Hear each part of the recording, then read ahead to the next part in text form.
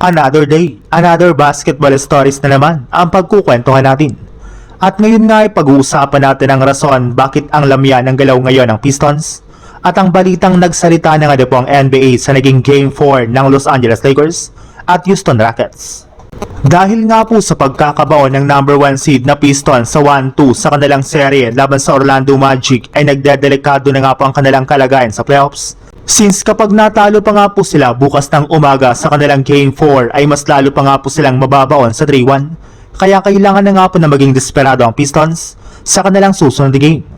Marami na nga po ang nakapansin na nawala nga po bigla ang angas ng Pistons sa pagpasok nga po nila sa playoffs. Gayong hindi nga po nila kinakaya na sabayan ang pisikalidad ng Magic na merong malalaking manlalaro. Bukod rin nga po dyan ay hirap rin naman nga po sila na maipasok ang kanilang mga ginagawang tira lalo na sa 3-point line. At higit sa lahat nag-struggle rin naman nga po dito ang kanilang all-star big man na si Jaren Duren, since ito na nga po talaga ang mismong rason bakit bigla na lang nanghina ang Pistons pagdating ng playoffs. Bukang sa kabila nga po ng napakadominante na lang kampanya ngayong season, ay hindi para naman nga po sila handa sa pisikalidad sa postseason at iyan nga po ang pinaka-problema ng team ngayong taon. Sa ibang balita naman, sa pagkapanalo nga po ng Rockets sa kanilang Game 4 kanina sa Lakers ay hindi pa nga po magtatapos ang kanilang serye.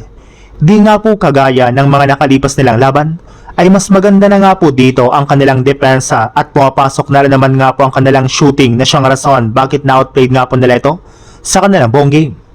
Pero kung ang ilang mga analyst at fans nga po ang inyong tatanungin, hindi rin naman nga po nakakagulat ang pagkatalong ito ng Lakers dahil sa umpisa pa lang ay nasa plano na nga po ito ng kanilang kupunan.